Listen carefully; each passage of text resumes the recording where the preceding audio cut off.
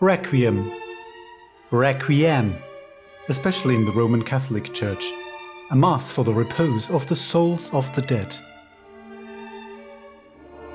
By extension, any act, speech or work of art, such as a video game, that honors or mourns someone who has died, or is about to die. Don't worry, no spoilers. I don't know whether he is actually going to. I'm just here for the benchmark runs. Maxed out settings, path tracing, 1440p Ultrawide on the RTX 5080.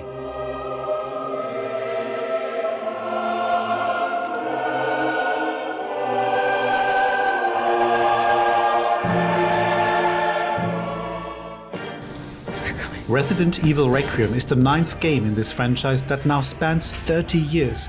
It is also only the 7th original or major release that uses path tracing.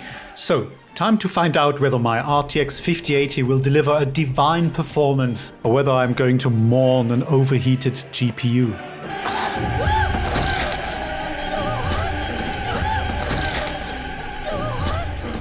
First things first, settings.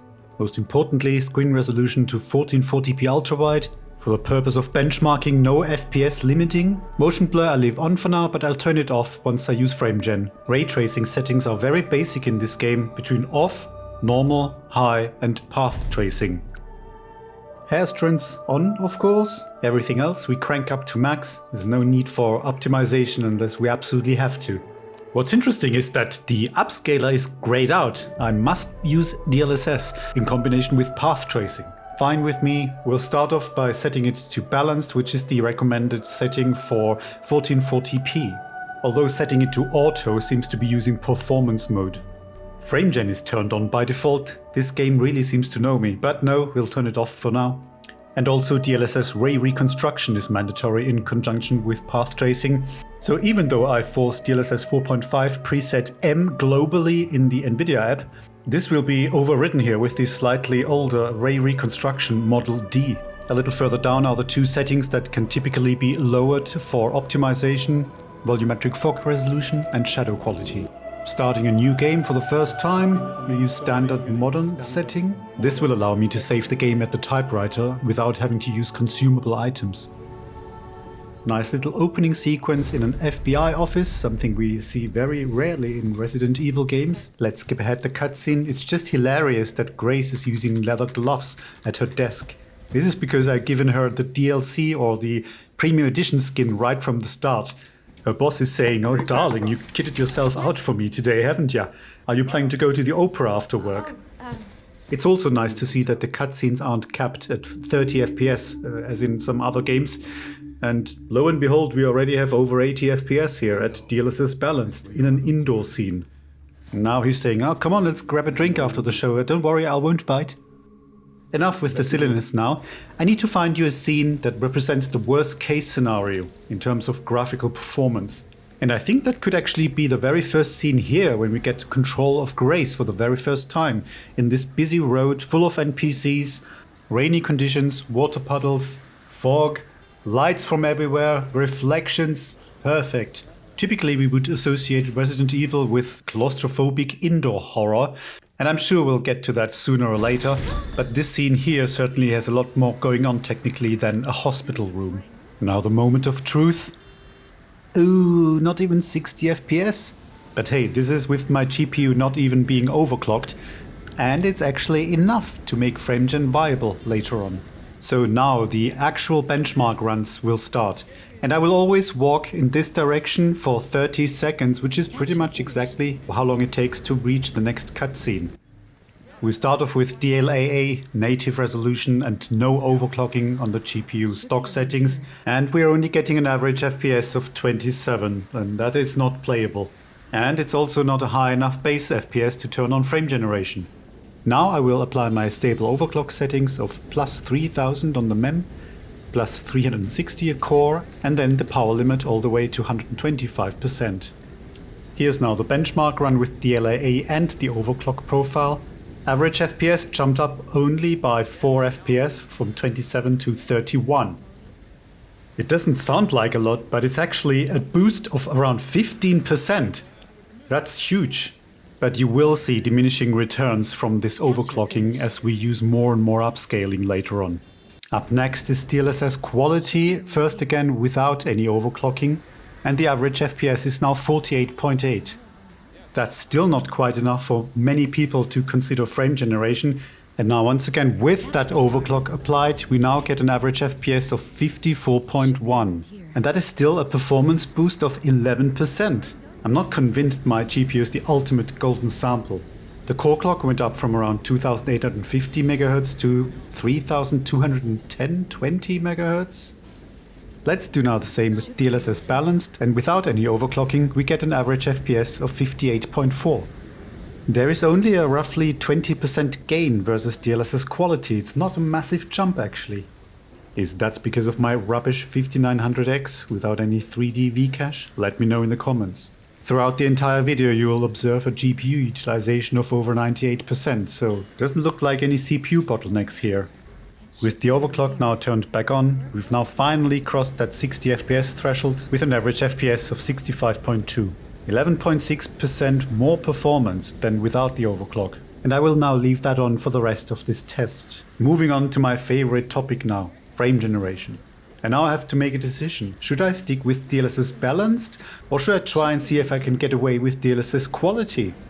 Let's see, this is a fairly slow-paced game, a bit like with Alan Wake 2, right? And bearing in mind that this scene here is more like the worst case scenario, so a lot of the times we're going to be indoors, and then DLSS Quality is definitely going to be more than enough. And also you won't be seeing this with YouTube compression, but I do think it looks quite significantly better with quality on this occasion, as Balanced is a little bit too soft for my liking. So here is now DLSS Quality with frame generation 2x. The average FPS is now just shy of 100, and the average PC latency is 53 milliseconds. Mind you, it was actually already 46 milliseconds before, so FrameGen didn't actually add a huge amount of PC latency here. This is how I most likely will play this game, and if you remember one of my older videos, I actually played Alan Wake 2 with average PC latencies close to 80 milliseconds.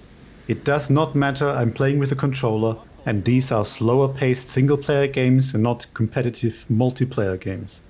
And have a look at these overhead lines, or this fence here, it both looks absolutely flawless in my opinion.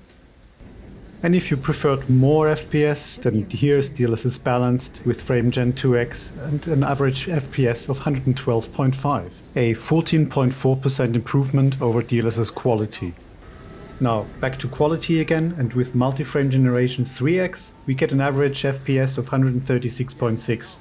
Something I might consider using because it's close to my 141 FPS cap that I normally use on my 144Hz monitor. And last but not least, multi-frame generation 4x with an average FPS of 175.6, which could be interesting to anyone wanting to max out their 180Hz monitor. I want to quickly talk about two technical peculiarities that are difficult to show on a 60 FPS YouTube video. Basically, without frame generation, fine detail in motion such as this fence were blurry, whereas they were pretty sharp and with detail really well preserved in motion when using frame generation. It'll be hard to spot the difference here on YouTube, but it essentially mandated the use of frame generation to me. Look at that train going past behind that fence, it is really impressive. However, the use of frame generation or higher frame rates introduced a lot of screen tearing. Again, something you may not be able to see here on YouTube. The game forces VSync to be off when using frame generation.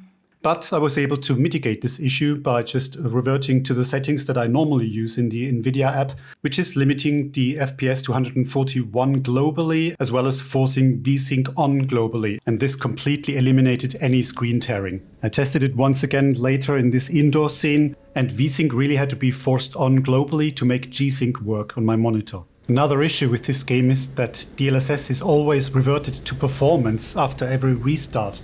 Anyway, here's the ray tracing profile set to high. As we lower the ray tracing settings, the lights and reflections become less and less complex. Interestingly, the performance at normal is the same as high. I cannot wait for Digital Foundry's analysis of these presets. And then with ray tracing turned off entirely, the reflections in the car windows are pretty bad, and on the table there's hardly any light reflections. And just once again here, the path traced picture here in comparison, with lots and lots more lights bouncing around in the scene. I'll now wrap up this video by showing the performance in a few more additional scenes. Moving indoors for the first time, and the FPS is already close to 80 without any frame generation at DLSS Quality. Yummy! Walking indoors is still absolutely breathtaking at times. They've really done a great job at the intricate details here. GPU utilization now 92%, and Grace's outfits get more and more ridiculous. And is Leon channeling John Wick here? We are outdoors again for his first playable scene. Performance is about the same or slightly better, I would say, than in my benchmark test sequence. And this is all at DLSS Quality, maxed out settings and no frame gen.